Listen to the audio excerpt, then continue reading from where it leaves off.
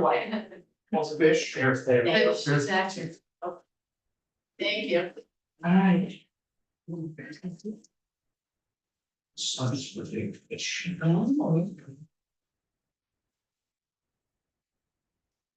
Okay, great. Good morning. Today is Thursday, January 4th, 2024, and this is the first formal meeting of the Senate Natural Resources and Energy Committee.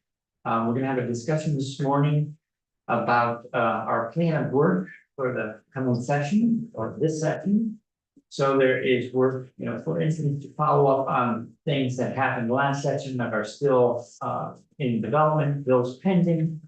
We have oversight on issues such as climate change, which we'll talk about in a bit, and then new bills that members of the committee may be offering or that will come in over the transom. So with that, I would like to just ask, to help us get rolling, to go around the table, ask people for three sort of top priorities, whether it's a bill, an issue, something like that. And probably in a little different way than we usually do it, so just put in your number one, go all the way around, your number two will go all the way around, your number three will go all the way. And we'll see what happens. So I look to my left to the vice chair. Okay, Watson, please lead us off. okay, well, so, and we're talking about the whole session, not just what we're gonna tackle first necessarily, or? Sure. Well, I guess, I mean, there are so many things that I could say as top priorities, but I guess I would start off with the top priority being flood resilience. That feels immediate and important, and we need to tackle that. Yeah. Thank you, Mom. Yeah.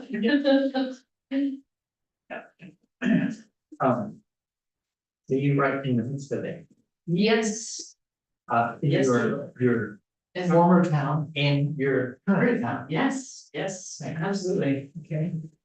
Sarah McCormick, top of mind for you? And you said you want three. Well, we're gonna do one. We're gonna hear everyone's number one. Okay, well, my number one, watch out for other is to finish work begun last year on. And finishing unfinished work is one group. It would include global warming, Act 250 resilience. So I do think that the global warming bill we passed, we handed off the details. It's like on Star Trek where the captain says to the subordinate, make it so. We said to the public, make it so. And they gotta come back to us, and we've gotta decide what they did. And I think that is similar to the trapping and hunting issue as well. I guess I'll leave it. Well, no, I can lump other things in on this. Yes, I Act 250. I want us to, if the arguments I'm hearing about Act 250 are the same arguments I've heard since, well, I wasn't in the legislature when it was passed, but the ones I read in the newspapers when it passed, and that we've heard in the legislature literally every year, usually from ideological conservatives and from developers, and now we're doing it more as a progressive, but it's still the same argument that Act 250 is bad for development, notwithstanding the fact that most of the development you see happen during the time. The housing bill that we passed last session included a number of reports all coming back, and one of them, we'll get copies for everyone, but this is actually the public comment feedback appendix to the Natural Resources Board's report, quote, necessary updates to Act 250. which is interesting language for the name of a report. However, it comes directly out of the bill, though, can't say much about it. Alrighty, thank you. Senator White, top of mind for you. Flood resilience. And I would say the sub point to that would be dams.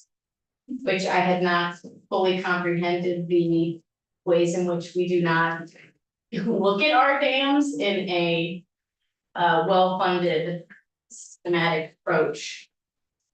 That was a scary realization. And then my second sub point would be landslides.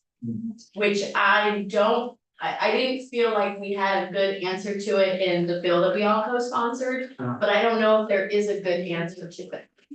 But I was very surprised by the lack of support for folks who were both experiencing potential landslides and then trying to figure out what to do after. Yeah. Having. Elections. Yeah, not landslide elections. Yeah, so along those lines, Doug Hoffer, the auditor, did a report, Department of Environmental Conservation's Dam Safety Program. That came out actually February of 2022, but still relevant. Yeah, when, you were great about printing all these reports and doing your homework in the evening last night. If you wouldn't mind leaving those on your desk so we can do our homework tonight, that would be great. Okay, Well, I'm making a list when you tell me which ones you. you want hard copies or not? Yes, look, Jude, yeah. I think that's it. Great. Senator McDonald, top of mind for you. Dealing with man-made global warming. Yeah. And I guess it's a priority not to get sucked into saying, well, that's just something we're gonna have to mitigate. And instead of going after it and trying to turn it around. Also, when we look at many of the priorities that have been issued, they require money. And we collectively have spent the last 40 years with our tax codes, asking the wealthy to pay less and less, and working people to pick up the slack. And I would like to curse that phrase in a positive way. Senator Watson, round two. Oh, you're not gonna go? Oh. Yeah, sorry, I was just like, I've been talking to myself for a month. Well, we know this is. Yeah. So I think for me, I have, a list of things, but number one for me is that the climate response bill that will get introduced today that takes on the management of river corridors, wetlands and dams. Which happily corresponds with flood resilience, and flood resilience. And that bill, I'm thinking could be our our resilience omnibus bill. Like there's great things in it, but I know everyone based on their experiences firsthand, I had conversations with other people in and inside and out the legislature.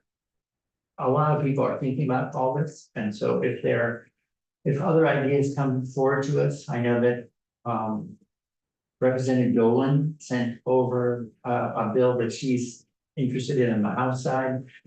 Maybe you want to go fishing there and see if there's things in it that want to consider putting in this bill, but I'm thinking of it as it's a bus.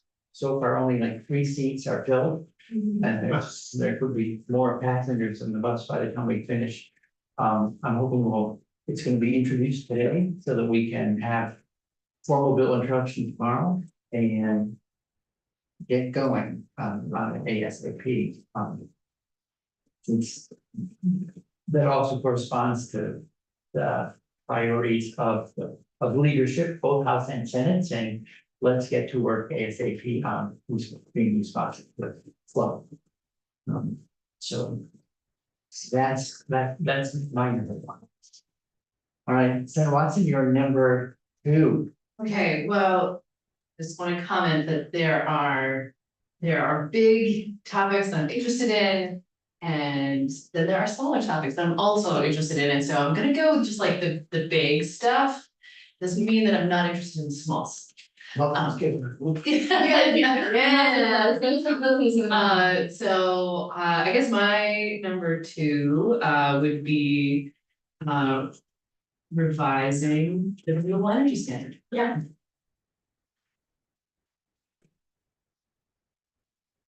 Which the house is starting, Yes. and so. It's a priority for the May crossover.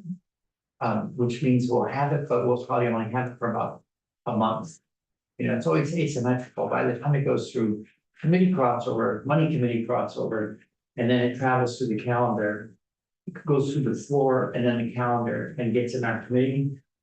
It'll be, we'll we'll have to be ready to act, I think, you know, like take it up, move briskly, something like that. Probably about 3 or 4 weeks, but I think that will be enough. Okay, ready? Senator McCormick, number two. Okay, the Windsor County Senate delegation does a newsletter, which Senator White very competently puts together. At her request, I wrote an essay for that, and one of the things I listed there that I think we really need to look at is that there has been some pretty vociferous criticism of what we did on global from environmentalists. And the idea that we just were sort of faking it. I don't like having my work criticized, but I get defensive, but you gotta look at it. And the argument is made that first of all, and that's why I think my number two is to re-examine specifically from the point of view of the critics. Proposition, for example, that we are miscounting as green, clean energy, things like biofuels and Hydro-Quebec. I think we have to at least take a look, and also that anytime I use the term cap and trade, I was corrected because it's not cap and trade, but the incentive, disincentive, selling of credits bear a very strong resemblance to cap and trade. And cap and trade, there's always the question, does it really reduce the amount of carbon that we're emitting? So I think I would like to take very seriously the negative critique from various environmental groups, and I gotta say, they haven't been very nice to us. And it's very tempting to really, you know, just tell them they're not even interested in hearing what they say, because of the tone. But an inappropriate tone does not necessarily mean they're wrong. It's not the worst. Yes. So in the RES reform working group that Senator Watson and I participated in this summer and fall. Definitions came front and center, and there was a lot of discussion around the shape of the modified RES that the House will start with includes a new tier 1A. And so the definition of what is a renewable, like a regional renewable, what's in, what's out, was very much in discussion. And so I don't know how it will arrive on our doorstep, but it's the same question you're raising. How do you evaluate the role, appropriate role of enterprise or large hydro? How do you evaluate biomass? And, you know, I mean, I'm sure everyone's getting the email, stop using the term natural gas. No? No, I am, that was a reaction to, Stop using natural gas. Yeah, well, I mean, and. no, it's stop using the term is what they want. It's, Well, That's a semantic argument. but the argument for natural gas is it's a lesser of evils and a transition fuel. I get that argument. Let's take a more careful look at it. Yeah, I set up a smart mailbox to help keep track of those because there were so many. But I didn't test the count on it, but 2 weeks ago it passed 200 of them. And when I went through them, I think I had like 2 or 3 from Vermonters, all the rest were from all over the country, so I'm not sure what national organization is. Inspiring people to write to us. I don't know if it's members just of this committee or if it's every member of the Senate, everyone in the Senate. Great. Senator White, roll for 2. yes, so I think that Senator Watson, I did not collude before this, but, the res bill was my second one. And. But since, she had her second priority, I don't know, I don't wanna. Add another. I might. Keep piling on. and- Yeah, exactly. My main hope underneath Yeah. that though, is to make sure that renewable energy has an easier time being adopted. That's really how I feel about any work that we're gonna do. The renewable energy standard is to not go backwards, and in fact accelerate as we can, adoption of clean energy being generated in our state as close to the source that is being used as possible. Yeah, please. Thank you. To that end, I've got a bill that's coming Ooh. that may address exactly that part. And it may, it's something that I'd love to talk about. It's my second priority, so that's exciting. Yeah, so what kinds of, when you say, like what? I don't wanna jump the gun, so I wanna make sure, I also wanna respect the working group and I wanna go through the final. Suggestions by the working group, so I don't necessarily wanna stake out any policy positions Yeah, yet, if that's all right. Okay, fine, that makes a lot of sense, and there's a report from that group, it's an interesting report, because it ends up gathering, it's like getting all the ingredients on the table to cook, but without making the dish, like. Good quote. It suggests what you might put into it, but it doesn't, it's not formally like, here is the consensus draft bill for the food form bread. Although in the appendices, which we did vote on, that was like free space and comment on whatever you want to put in. And by the time of roughly a week later, the appendix submissions to it closed. And a group of 12 had all agreed to a format for a draft bill. So there's movement out of 20 parties, 12 came to a suggestion. Well, I'm very impressed. Thank you for spending your time off session, both of you, on that endeavor. And I was nervous. I think I made that clear about what the result would be of that working group. And it sounds like it was very productive. So thank you for doing that. It was an interesting experience. Unique. Unique. Well, it was a very, like, I've never been in a group where it was very productive, that there was so much back and forth. Mm. I mean, one of the things that I really appreciated is. It's great that we have witnesses in, but when they come in sequence, you don't, witness number 7, who comments on witness number 2, witness number 2 may be long gone. Mhm. So it might be a different date even. So you miss that dynamic of some back and forth. And in the working group, we had a chance for people to say something and someone else would respond, so you got a dialogue back and forth, which was helpful. But as a matter of fact, I'm hoping that we will use a format like that next week when we begin looking at what would the status on global warming, like where are we? Getting reports from the administration and others. Okay, great. The other thing I just wanted to ask is when you say accelerate, so are you seeing or feeling or hearing things that are sort of tapping the brakes? Or is it just not so much brakes, but that you would just like to pick up the pace? Well, I think as you spent a lot of time discussing in the working group, some of the barriers for development of solar or, I mean, wind, but I hold less of a flame for hope on that one. It's both the well, the cost of solar has gone down and the implementation of it, just like the panel cost has gone down, the infrastructure cost has gone down.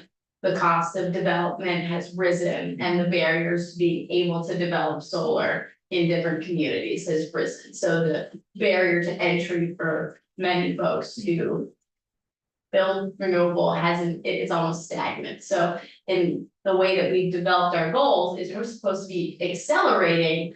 And we have just, from my understanding, flatlined, yeah. And that's fine if we don't want to meet our climate goals. But unfortunately, our mandate is that we do accelerate, so we have to open the door.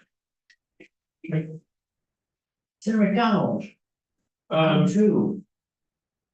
Number two, no new gas, oil, or bituminous projects. And that's my priority and. What. We are not the ones that are gonna go out and cap oil wells or do that, so we need to render. Render such projects not necessary by reestablishing public bill standards. And stopping the current practice of selling cars like trucks and SUVs that burn, here in Vermont, that burn more gas than were sold last year and the year before. We continue in this state to permit the sale of vehicles that use more fossil fuels than we have been in previous years. So that's just insane. Senator McDonald, S-24, I don't know if you've had a chance to look at it, the Clean Fuels Program, but I think that would answer a lot of your concerns and points. If it passed, If it passed, which, well, we've spent a lot of time with bills that would move towards curbing man-made global warming that don't pass or get vetoed. And that our neighbors agonize over. And dealing with our neighbors is gonna be a challenging task. Because their grandchildren and our grandchildren are gonna be stuck with our failures, should we fail to. yeah, When you say, like. The state was arguing to the California Air Resources Board emission standards, and then in LPAR. If you know, like about a year ago, I think it is, we adopted the next round of rules that takes us through 2035 and no longer introducing the sale of new internal combustion engine vehicles. Corporate That was fuel actually, economy goes up, over the years in between. those actions helped us from falling farther and farther behind on what we say we wanna do. I would like to get ahead and progress and not constantly walk halfway to Moscow every day and never get there. Okay. Yeah, so I wasn't bringing that up as like, oh, we're good. I just meant, so that's. We're not losing by as many points as we used to lose by. So, but do you have something in particular in mind? I mean, you've had a fee-based bill that you've talked Yeah. about in the past. Are you thinking about reintroducing? What support have I gotten on this committee? What support have we gotten amongst our neighbors who now buy pickup trucks that weigh 1,300 pounds more than pickup trucks weigh when we first began to worry about global warming and petroleum prices. And they're the #1 selling vehicle in the United States. I think you had was it you that had the great graphic last year that showed the size of a modern pickup truck and a Sherman tank? Oh.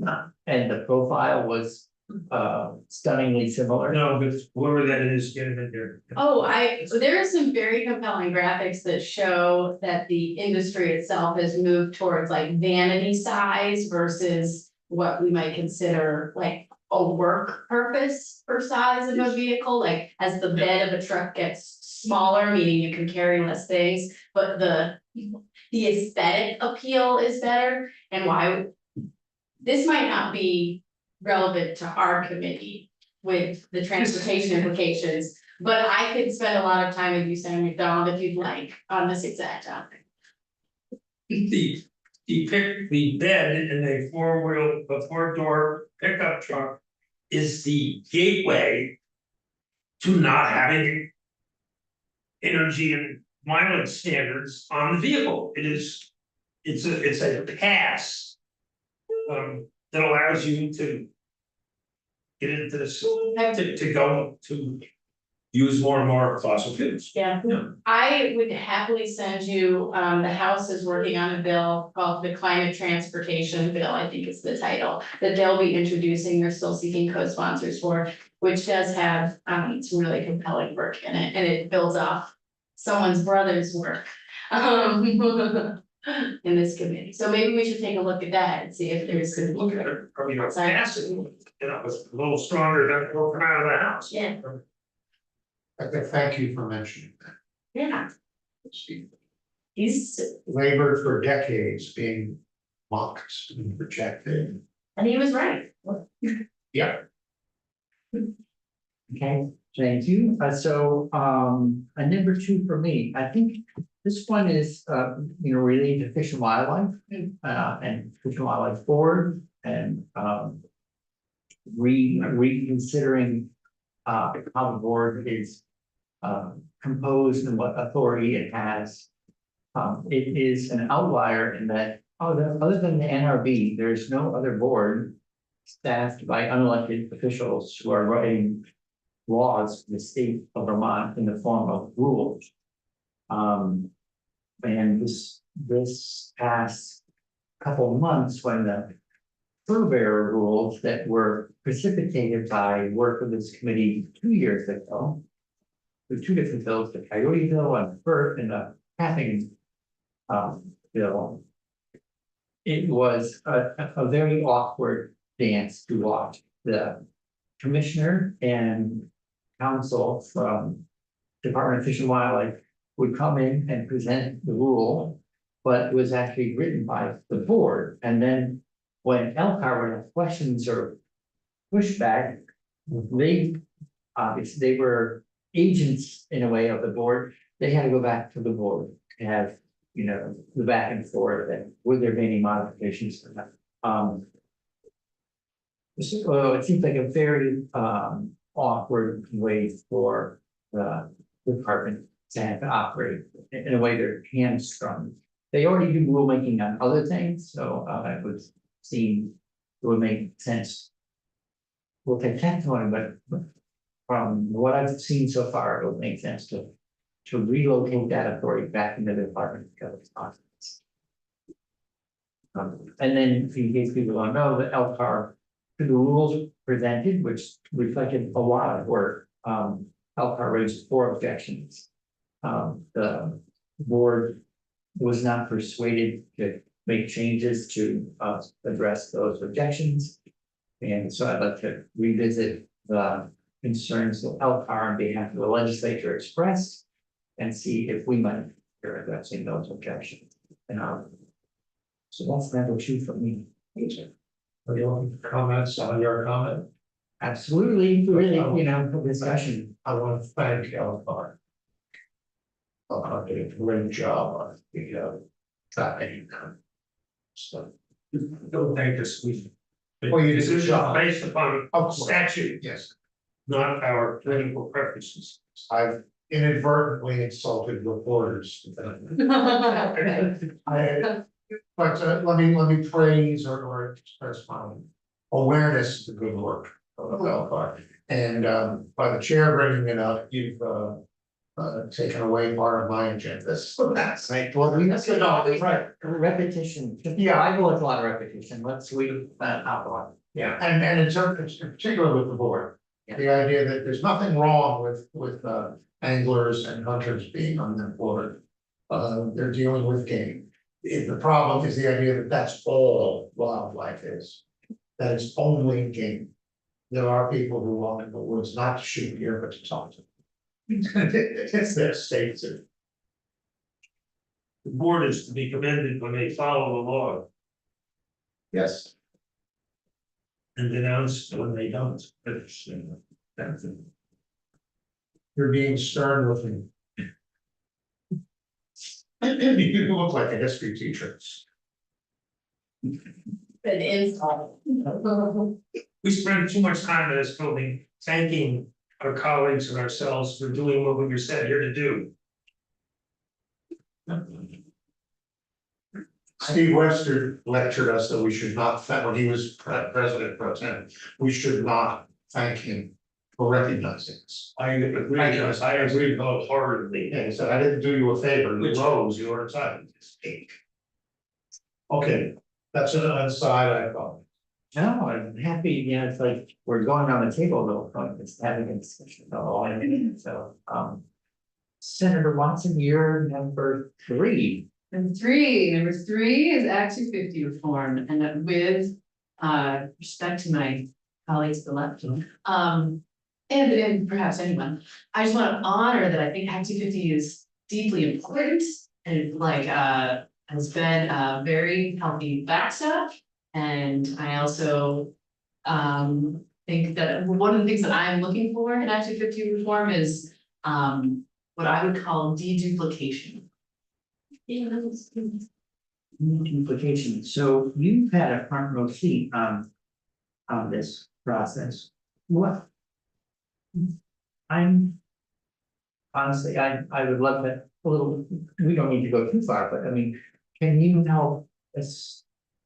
Me and better understand what deduplication would mean, like where do you see the duplication connected? Yes, so with places like Montpelier, or I've even heard it in Waterbury, I've heard about it in Barry, there are zoning rules in place that I mean, I think of Act 250 as asking a set of questions, right? Like, have you considered these things? And when those things are also considered in the local process, then it's effectively double jeopardy.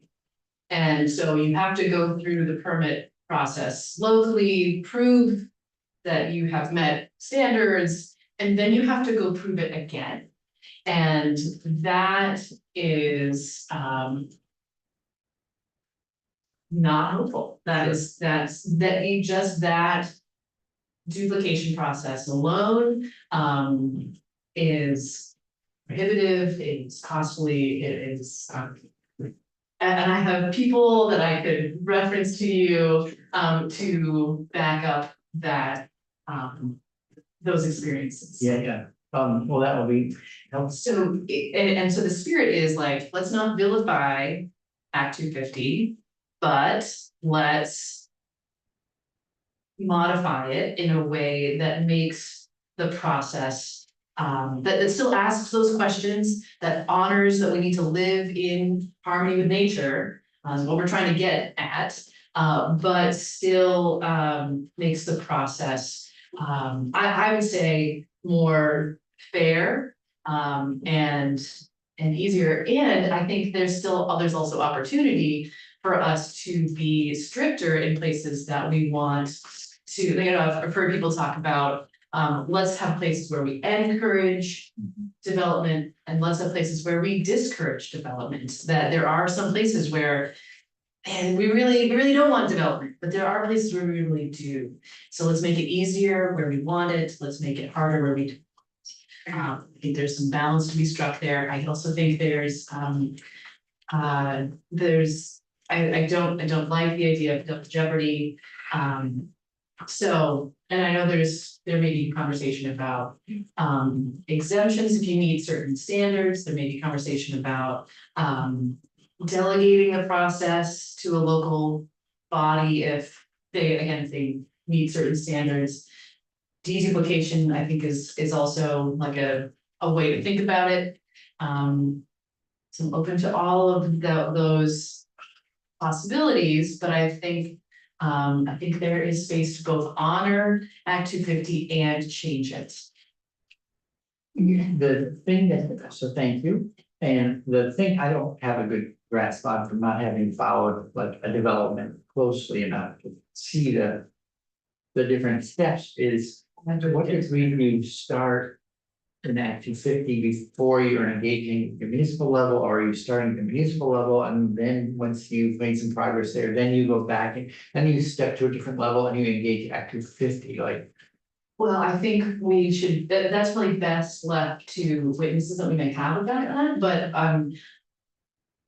from my experience anyway, we started with the municipal. Yeah. And once that proceeded, we moved on to that. Yeah.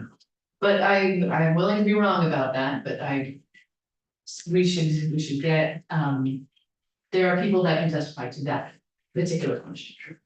And I don't know to what degree getting a permit at one level becomes sort of rebuttable presumption that you've satisfied the criteria at the other level, you know, sort of vice versa. So that if we could duplicate if satisfying one test, if it's the same test, carry your score over to the other processes. Well, and I have a high degree of certainty that if we were to make that option available to municipalities, they would jump to say, we would like you to do this test.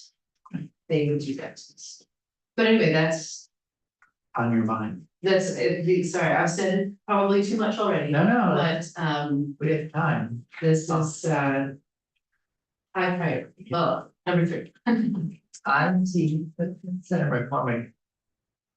Your face is lighting up in different ways while we're talking about. I've been told I should never play poker. No, actually, I think that we're going to have a long and in-depth discussion of Act 250 in this committee, and I don't wanna do a partial, just, you know, throw darts at particular points. I would say this, where you stand is, if not determined, where you stand is heavily affected by what you said. And the municipalities have particular interests that may or may not be consistent with the larger public interest in certain environmental values on a case by case basis. And I am reluctant to support reducing the place of Act 250 in the permitting process if we can expedite the process on lawyers. And I've supported changes in the past, right? Like the master plan. Time is money. And money is money. And if we can expedite the process, make it more easy to use, I'm all for that. I don't like the idea of, and I will note that you did not use the word exemption, I appreciate that. But I don't like the idea of Act 250 exemptions as an incentive. That basically is saying that my friend John McClory has been right all along. Yes, you know, we're gonna expedite housing by taking this bad thing out of your way, and I don't think it's a bad thing. So, but in any case, if we can make things work more quickly and more smoothly, let's do it. Sure. You know, you're reminding me that one of the proposals you had that we put in the housing bill was the master permit concept. And I wonder if anyone's, you know, been sniffing around and considering using it since July when it went online. I don't know. I have got to say that the people pushing for changes that have been more than cordial. Respectful to me and an idea. I'm not sure that it's actually getting a sympathetic examination, but I'm trying to read other people's minds, which I hate it when someone does that to me, so. My turn? Yes, sir. Okay, the job of this committee, of course, is to write laws. And everything we do pertains to the writing of laws. But I want to talk a little bit about public relations. And that's part of writing laws also. We get invited to chambers of commerce and various citizens groups. We are interrogated by the press. We try to, part of the job of writing laws to explain what we're doing to the public.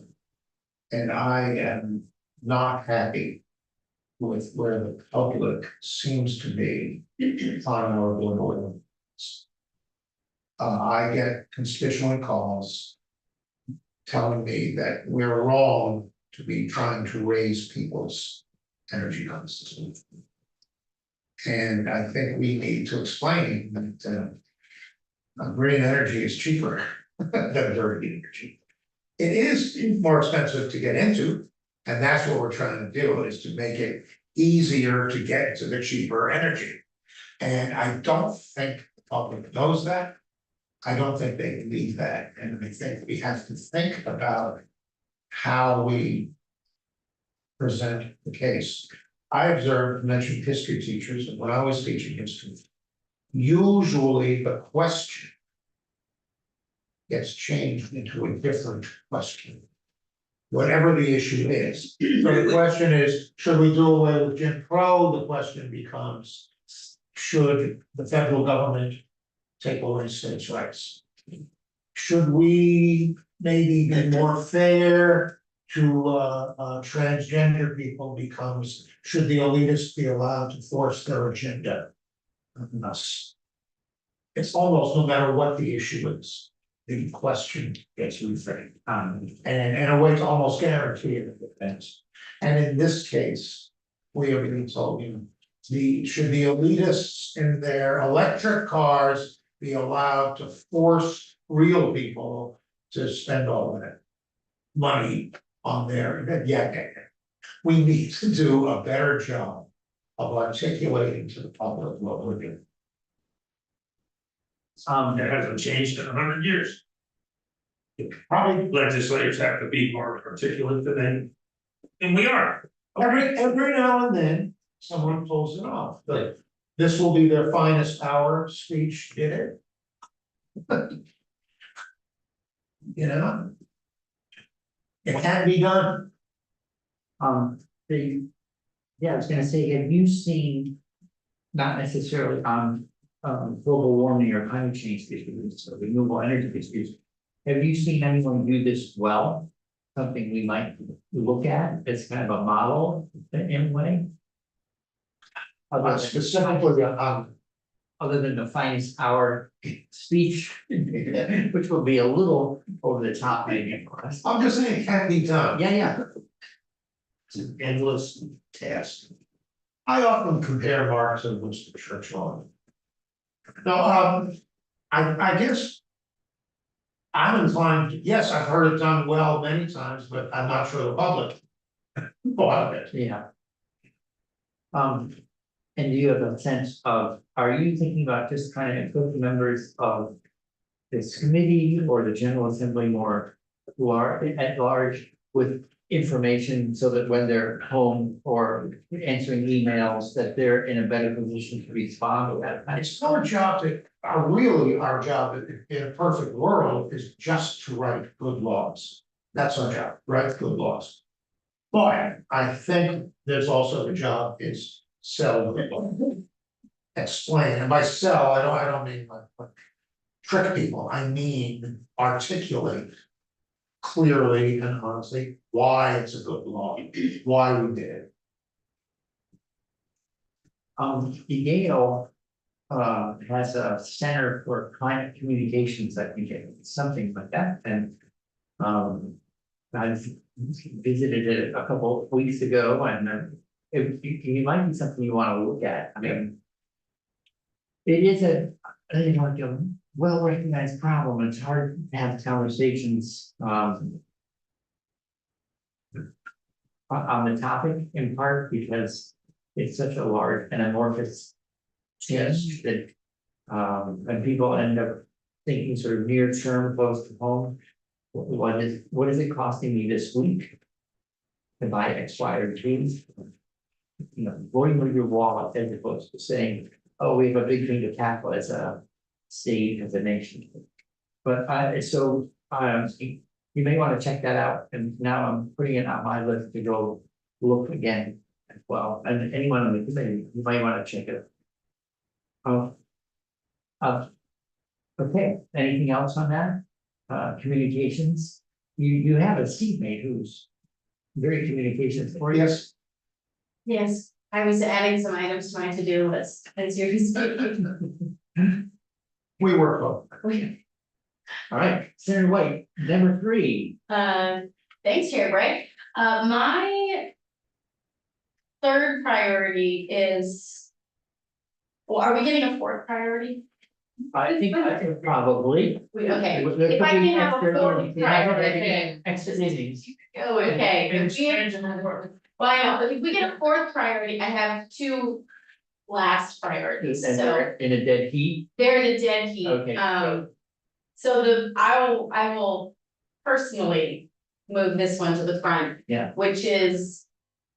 Not necessarily a bill or a piece of legislation, but one of my concerns that we've started to hear rhetorically from the governor is.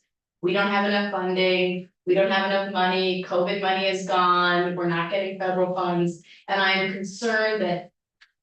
Due to his lack of prioritization of climate change financially, that we're going to start to see gutting or even lack of growth in either ANR's work that they're trying to accomplish or the new climate change department that was created. I just want to make sure as a priority of mine that we are being very mindful, not even of increasing their budget, but making sure that they're able to accomplish the work that needs to be done with the staffing levels that they need.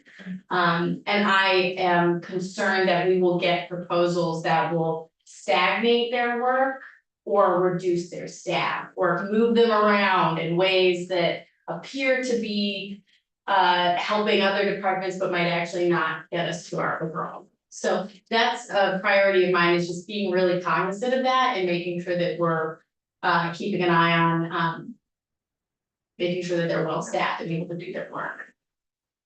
thanks. And that reminds me of conversations that I had with people this fall, around. Vermont's ability to maximize the federal grants that it's Bingo. Bingo. And. So I don't know to what degree I've talked some with ANR, but casually, so I don't have a. Definitive list of Yeah. in what programs do you have to have an established program and you can pull down money. Support that program or even grow that program, but you already have to have your own staff. You have to administrate, you already have to be administering a program, even accept the money.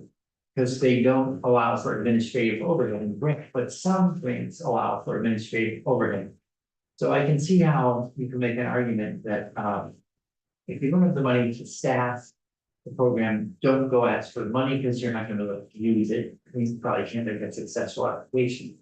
But if the grant could support administrative overhead, then I don't know why you would ever forego that opportunity. And it's a bit of a proactive priority because we have this speech happening at 2 with the state of the state, and then we don't have the budget address for another few weeks, so. That's kind of why I was debating having this be my third one, is maybe I'll be happily surprised. Yeah. And be inaccurate in my prediction, and then, hey. I've got it, But I bet you. I hope I'm wrong. Well, there's, and, right, and so for grants, so there's the IRA pool of money. Mhm. So there's the IIJA pool of money, and some of these things flow out through 2030, Yeah, so.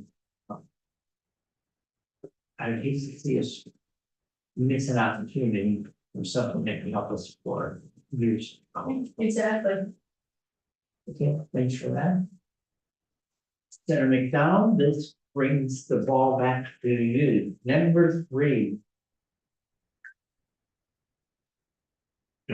Well, it's not that, we had a Yeah. discussion earlier about appealing. Act 50 and getting a second bite at the apple and stuff like that. Yeah. And you get wrapped up in that.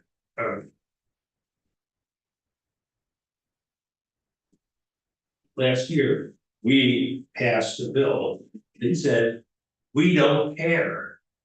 That it's against the law to put raw sewage into the rivers of the state of Vermont. And we passed a bill saying, unless it's for building housing, in which case it's okay. We did that. And that was a second bite at the apple. One of the developers of the people, those who want to have affordable housing said, well, the heck with the ruling that you can't put raw sewage into the, knowing you put raw sewage into streams, go ahead and do it anyway. And that's who we are. And we make good speeches about, sticking with it, not giving people a second shot at the apple. And we give the apple away frequently. So I don't know what the third priority is, but that's who we are, and that's what we do. And we make good speeches on why we should pollute and put raw sewage into our streams, which is against the law, which we say we're opposed to doing. So I don't have a third priority. Maybe the third priority is reduce the number of CSOs. Yeah, it's a, You have 3 priorities. Oh. No, Don't split me one and then. That's not- maybe I'm missing, I feel like that is what you're saying. Yeah. Is that not what you're saying? Yeah, in communities with CSOs, we allow more housing. Yeah, isn't, that's your point. If I may, We can't have it both ways, and we're politicians, and having it both ways is what we try to do all the time. Oh, it's. And then we complain about the folks that would lie, cheat, and steal to make money. I understand now. The folks at the petroleum companies that bully, lie, obfuscate, and do what they do. Sarah Watson? just a quick comment, for populations that have housing close to urban centers, they have a lower carbon footprint because their commute is less. Just gonna put that. Read the article on compares Phoenix to New York City, where New York City is extraordinarily green. From the point that the senator just mentioned. Housing is climate change. That is my note. Robust hearing. All right. Yes. I'll just, so the CSO issue, it's probably time to check in again. We had a hearing, I don't know, there was a particular rainy year or something, many CSO events. We had a big hearing at the Echo Center, the Leahy Echo Center in Burlington, 8 years ago. And walk through like where they're happening, what's the rate, how often, how many CSOs been closed out, like there is a to-do list and, it's not. So let's check in with PR on how many things are being moved. The challenge is at the very same time that we're experiencing this heavier, more extreme rain events that end up doing exactly. I'm on our notification list for any CSO event, and That's a raw sewage event, right? yes, Okay, for those that are listening, right. wonder what code words.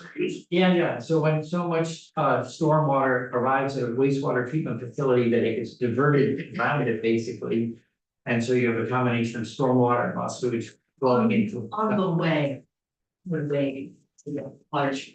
Yeah, correct, it can get diverted before it gets there, sometimes it goes diverted at it, Thank you, and now I lost my train. of thought. Sorry. Anyway, that's okay, we can, we should inquire and just see where we're at. The problem, as the former mayor knows, that facing almost every CSO achieves Sewage event. price sewage event is pricey. And Takes engineering, what's that? it takes engineering Yeah, plans. That's not just like, oh, let's just build a wall right here. It's like, no, you gotta. right, and then there, right, and then you get surprising, maybe surprising information from the former commissioner, secretary of ANR, who was from Rutland, who ran their wastewater treatment facility. Thank you, Jeff Wenberg, who would point out that although they have, so I can tell where it's raining in Vermont by how many alarms I get in my email, and how hard it's raining for CSO events. Anyway, Mr. Wenberg used to point out how much by flowing everything, all that stormwater through their plant on a daily basis until it exceeded its capacity and turned into a CSO event. How many pollutants were removed from the water, and it was significant. So it has a positive side until the moment at which it can no longer handle the problems. All right, Sarah McDonald, thank you.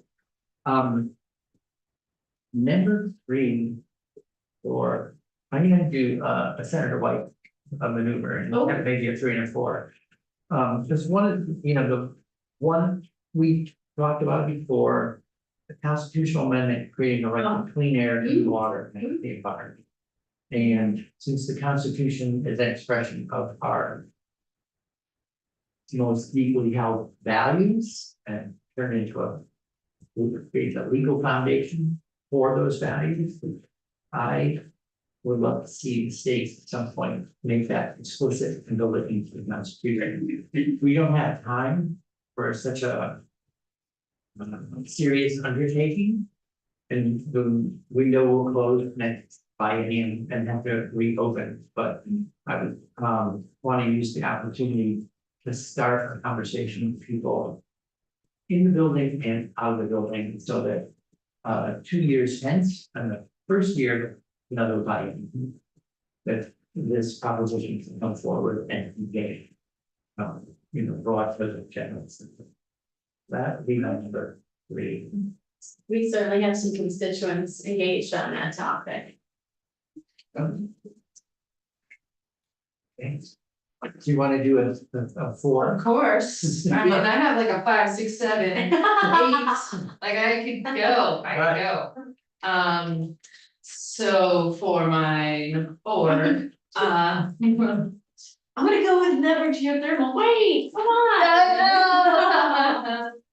Yes, never geothermal. It's a good idea. I hear that it's a lot of support and we'll get it done. We'll do it.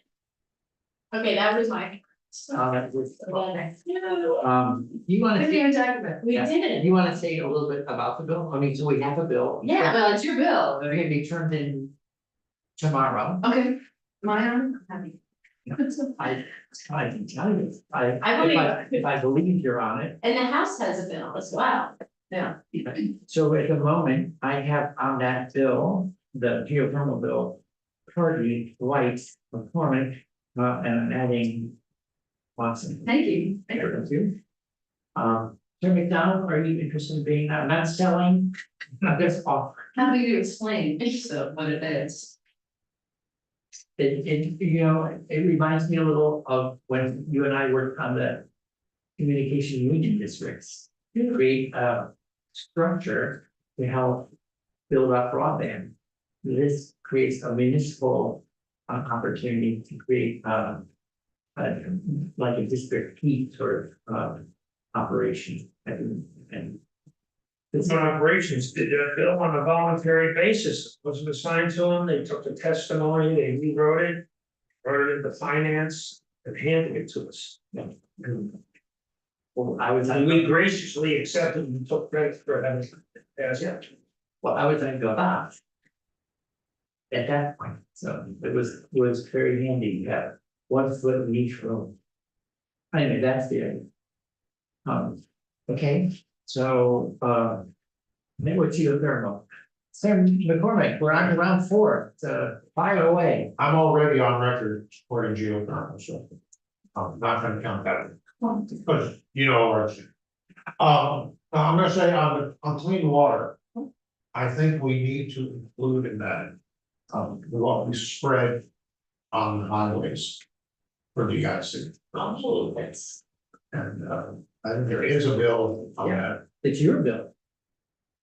I'm just checking the temperature. Oh, Yeah, I do, it would by request, so. Yeah. I apologize. I always thought it was a good idea. So, I talked to the advocate for that bill this morning. And he's continued to have conversations with V-Trans. I think there was some concern on the V-Trans side that the use of less chloride could lead to more dangerous road conditions, and that was the pushback, but I don't know. I don't know anything about the science of how much we use, do we overuse, could we, is there an alternative? I don't. Once upon a time, we use most of this thing. My understanding is it's creating some of the Japanese knotweed problems that we're experiencing as well. So it then kind of creates this Saltier water. saltier ground next to our roadways is a place that Japanese knotweed can thrive compared to other species of plants. and we don't wanna be irresponsible about. The physical safety of drivers, and we don't want people sliding off the road, but I've gotta say, I generally drive at the speed limit, or frankly, a couple of miles an hour faster than the speed limit. And I never pass anyone. I get tailgated, I get flashed at. And if there is such a thing as vehicular body language, I get the message when they let me go fast lane. Let me know how indignant they are, that I'm only 3 miles an hour over the speed limit. You have Senate plates, Vanish from sight in a matter of seconds. you have Senate plates on your car. Yeah, he does. Good for Rutland delegation or what. The 3 or 4 miles an hour above the speed limit, the police let it go, that's a grace period. It is, it's crazy. So I'm looking at the list there. Oh, there we go, S81 is the bill, okay? Senator White, number 4, we already heard I it. just wanna be clear, this is, I'm not copying Senator Watson, I network geothermal and district heating in particular, and how we can support the. So now for it's on the list, you wanna attend if it's not your number 4 and go to No, 5? No, oh, that's, I wanna know. yeah, I don't wanna. That's all I have. Yeah, I know, we really could just do a round robin on this one. Yeah, No, I think I'll stick there, I think about the, energy storage study and. I don't know, I can't remember frankly where we landed on how that was being looked at, and if we need to. Either build off of the bill that we worked on last year, and I think we had a section at one point in. The Affordable Heat Act to look at, I don't remember where I know we talked about including it at one point, and I don't know where it landed. So, were we thinking about putting it in the res, because if you pair storage with generation, you enhance the value of generation. Well, I think where we more or less landed was we took the idea of it and incorporated it in the set of questions that the res working group ended up tackling. And we didn't really get to talk very much about storage in the working group. There was such a long Yeah, you list had of things. So I think it's still a fair question about what do we get about storage, but I think it's a resiliency. It's, yeah, I mean, I think It's- this, Instead of burying lines, I think the question comes down to, should there be some kind of a program or procurement goal, you know, that kind of thing, I think that's. Storage. I mean, that's. Storage and peak generation. It'll happen.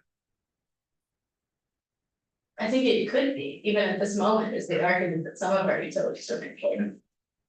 I think, for instance, I think GMP did something like 2,000 Tesla Powerwall, I think they've asked for permission to continue that program, I don't know how many there's now, like 3,000. And they've announced a pretty sweeping program, is my understanding. And- So I guess I would like updated information. It's not a priority, and like we should necessarily tackle something this year as requirements, but I would like to get a clearer picture on storage and what all the utilities are doing as it relates to that. That might be, you're exactly right, Tim. I think it's the Redisville conversation. Yeah. That Could be, We had a long list of topics to cover and we couldn't really, I mean, we talked briefly about storage, but never got into that conversation. And it makes sense seeing that it's my fifth priority technically. On network geothermal. Is there an interesting project down your way, or is it that someone who's knowledgeable about it lives down there, forgetting the name? We have, so Representative Cole, who is one of the Hartford representatives, has been working diligently with our energy committee to discuss using our wastewater treatment facility as a way to heat our downtown with district heating. And then, of course, geothermal has come, we can do some kind of. I mean, I think that conversation as it relates to supporting downtowns. That's why it's interesting in White River Junction, because we do have a lot of construction we're gonna be doing over the next 10 years to redevelop our downtown. So if we can combine our conversation around energy with the redevelopment, that would be ideal. Yeah, it's kind of, so there's a lot of good work that we can do. But I don't think we have a particular expert or anyone in our area, or that we're more suited for geothermal in Windsor County than the present state. I know I've received emails from someone who is involved who's like, I don't know if they're in the business or just very interested. And sorry, I can't remember anything else. We get notes about it consistently enough that it's a topic. And it's distinct from like biomass based district. Yeah. Which would probably have its own controversy. And we only have the McNeil plant in Brigate, is my understanding, that actually does. that's for electricity, Oh, it's really. but essentially expanding into. Well, yeah, I have not heard a conversation about building something for that purpose. And city nuclear fence. States, district heat. There's something. This building's heated You build it right. across the street. Yeah. There's some interest in my new hometown, Bristol. Here it is. Well, 4 years, whatever, it feels new, so. Senator McDonald, are you? I just feel like we're doing a portfolio with 10,000 hats. And It's good reference. we did our big progress in the 5 priorities that got the first round. I would be says, Okay, Here, here. well, I'm gonna take advantage of number 4. RVs and CVs, residential building energy standards, commercial building energy standards. We have a law that you have to build to an energy standard in Vermont. And it reminds me of when we used to talk about accepted agricultural practices that led many people in the farm community to think it was a suggestion, not the law. And then when we redid them, the name changed to required agricultural practices. In a similar way, the residential and commercial building energy standards are recalled, they're binding, they're legal requirements to build your code. But there are many people in especially in the residential, smaller residential construction world that are unaware of it, and we don't really have a organized, comprehensive system to administer that code. So I'd love to see us make some progress, because there's one time to cost effectively address energy demands of a house, and that's when you build. If the cost to come back later is incredibly more expensive. And then if we're building long-term infrastructure, it'd be great to get the environmental benefits out of that construction, and it would be great, for consumers to get the savings out of it, because it's cost effective. Third, it would be, there's a consumer protection piece. Should your home be built to the code as opposed to something other than the code, and you're going to have to be left to guess how well it was constructed. And then fourth, if you're a builder that does adhere to building code, and it's more expensive, you are in a competitive disadvantage. I've talked to builders build the code, and they get frustrated because other people say, I'm not building the code. They win the contract, and the customer doesn't really, is not well informed about why contractor number 2 is cheaper than contractor number 1.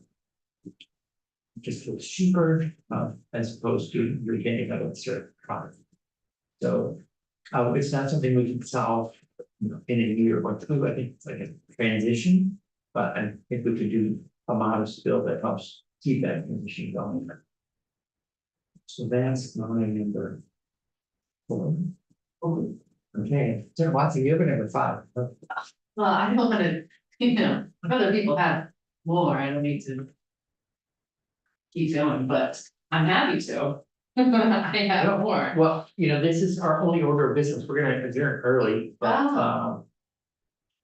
so while we're thinking big picture and long term, talk about the session. Oh, okay, well, I'm gonna go then. So, I would love to, I have a couple. Bills in the works. I'm gonna combine 2 bills into one, number 5. That are about the PUC and the workings of the PUC. So one is about it actually is what I was referencing earlier about a bill to help accelerate the adoption of renewable energy. It modifies something called section 248 that because a lot of projects are stopped by wealthy abutters that maybe just don't want their view to change. So the idea is if you are an abutter, that it just limits the mechanisms that you can use to intervene on a renewable energy project. It limits it to safety and traffic.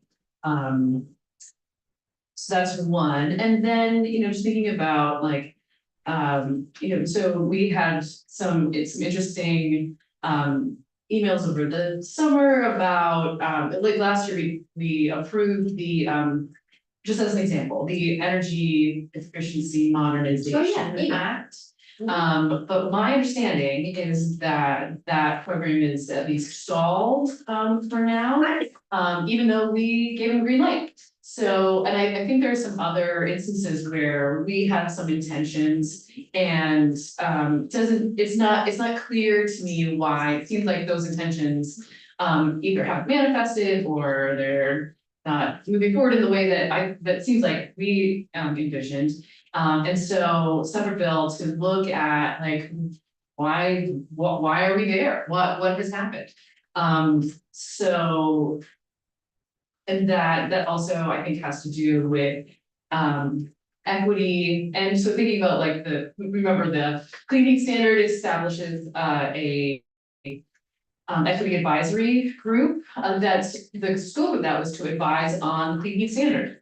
But one possibility is that the Public Utility Commission is doing enough work that interfaces with, you know, the issues of equity. They would also, that bill would also establish the equity advisory group sooner and broaden its scope to all the activities of the Public Utility Commission. Cause it's not just, so it would include, it doesn't disclude anything from the clean heat standard, but it makes them more permanent and it makes them have the ability to look at more things.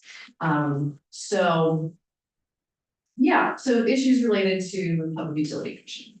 And is this to resolve that tension that has occurred for efficiency Vermont in particular, where the energy savings that they're regulated to meet doesn't necessarily translate to being able to support low income Vermonters because they themselves might have a lower, like the energy savings you're eking out aren't worth the cost Right. necessarily, so they unfortunately have to choose between. So that is where I actually started with Okay. that's developed into the, like, where the bills that I'm gonna be proposing, but because I think that particular issue. I mean, it is related to equity and Yeah. it seems obvious to include that as part of the conversation, but I think what you're getting at also relates to like, how is the efficiency Vermont or efficiency utilities, how are they held accountable? And that has to do with like the, I guess I would say the distribution of the goals, like the weighting of the goals of these groups. And so to purposefully shift those goals, I think it's gonna be a bigger conversation and rightly so, but I think that starts. If we got to that, I'd be very into it. But anyway, this is a way to sort of start. Where are they in their 3-year cycle?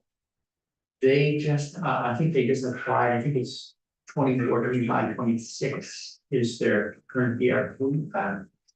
That sound right to you? For EBT, Yeah, Yeah, I'm not sure. well, BGS is on the same cycle. Yeah, they're fine. Okay, so then you. Right.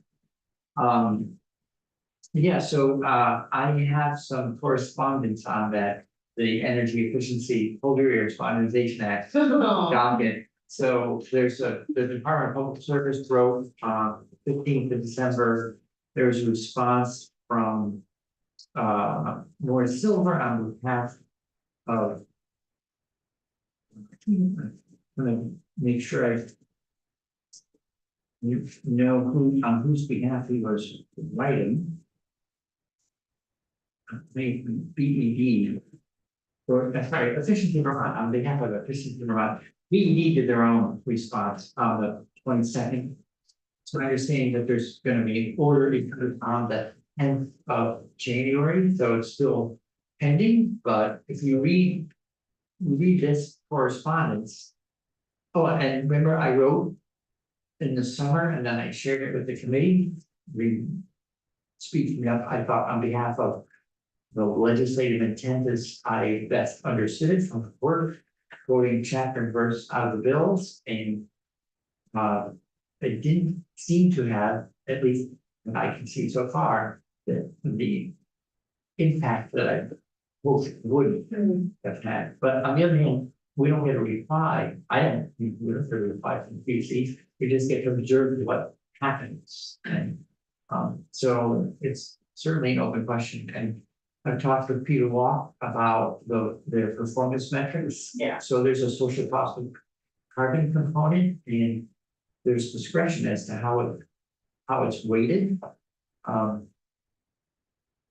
And so that feels like, part of the whole reason for the EEMA was to run pilots to help figure out how to do more work in the thermal transportation spaces. I think the department is saying, well, since we started those pilots, other efforts have come along. We don't need to be taking money from electrical energy efficiency and porting it over in order to run those pilots. I take their point, but on the other hand, we did actually say this is what we're authorizing. And so I'm a little puzzled. As to how the department's proposal is to phase it out. Full 25% reductions, 3 years running, 42% net reduction over, and only half the program end. The bill itself talks about potentially reauthorizing, doesn't anticipate terminating. And the department's language ends for a terminal point for the pilot, so there's a difference of a, I guess there's a difference of opinion. What is, I haven't sorted out as a legislator is how our direction to move, the pilots forward could be argued against. And I would hope that in the end, how wise or unwise the pilots may be, if it's a legislative initiative, that it should continue to move. So we'll see. So if I may add to build on that, I mean. Understand that the PUC is effectively a judicial. Quasi judicial body. And so they have reasoning for all of their decisions, and I appreciate that. And so I think. In as much as the outcomes that we have gotten are not what we are hoping for, like, let's find out what that reasoning is. And if we can find out what that reasoning is and then address it. Cause they're not writing the laws, so to speak, and so I would think that if we can make it clear, and. That, or, yeah, I think I would hope there would be ways for us to get closer to the outcomes that we're hoping. Sure, yeah, and I don't know enough, so I'm Yeah. following the docket and reading, but. This is a discussion between people who were full-time. These complicated technical and legal matters, so. They're like, I just wanna learn more, maybe that. The interpretation is within their discretion, that maybe that they have plenty of reasons that it's a good idea, and that maybe we would change our mind, but. I would still like to think that. The laws we send over can interpret in along the lines that we had. So, Yeah, just along those lines. And I used to teach this stuff. Okay, and. The people in the executive branch, civil servants and political appointees. Supposedly, and I think in fact, in Vermont, are there because they know what they're doing. They're the experts, we are not. I often say my qualification for office is my ability to eat 3 church suppers in one night. But. We were elected. They were not. So ultimately. It's not just our prerogative, it's our responsibility. To see to it that the executive branch is still in the line. Now, the wrinkle in that is, yes, the legislature tells the executive branch what to do. And they execute our will, that's why they're called the executive branch. But they in fact often tell us what it is we should tell them. Because they're the experts. And that's fine, and that's good. But ultimately, it's still our choice. And once the law is written, it's not even up to us. It's the law, as you said. And every now and then, discussions of legislative intent, I think, get a little bit out of hand. Certainly many years ago, there was a controversial issue of the Champion lands in the Northeast. We had large numbers of legislators saying, well, when I voted for that, that wasn't what I intended. You voted for it. Legislative intent is between the 4 corners of the page in black letters. We intend what we pass, but sometimes there is wiggle room. And that wiggle room is, and including that maybe we should have been more careful over it. And that can't happen, but I think the executive branch has a lot, they have administrative discretion. They have the prerogative to, they decide what the law means, but it's gotta be defensible within the four corners, the black letter. And, I think we are dealing now. I count. We have a good relationship between the legislature and the executive branch. But the people of Vermont, in their wisdom. They don't come in here and we don't go up there. Well, they come in here all the time. They want to. But the people of Vermont, in their wisdom, have elected an executive branch with one political philosophy, and a legislature with a different one. And so the executive branch is charged with implementing, administering laws that they argued against in the first place. They came in and said, please don't pass this law. And then we did. And now it's their job to make it work. So it is a funky kind of relationship, and I don't think we have to be hostile, I don't think we have to be. Well, hostile, but I do think we need to keep a close touch on with what we want the executive branch to do. And which they're dutiful, they do their jobs, they do administer the law, but we gotta keep in mind, they're not real nasty. We better. Well, I feel like I didn't know what we're gonna be talking about today, but so here is another Doug Hopper report. The rules are the rules, are primer on legislative rulemaking requirements and recommendations. Because I was, to your point about what do we mean, I'm sometimes a little shocked to see how vague we are when we evoke rulemaking. We don't provide much guidance, so having failed to provide much guidance, which someone could say it's unconstitutional delegation without direction. How could you even think about what you get back? So. Well, certainly one of the things one of the differences between me now and maybe 30 years ago. Said advice to get very involved at semantical nitpicking. Impossible. And now I'm saying, wait a minute. Words mean things, this means one thing, this means something else. And the semantical arguments are very.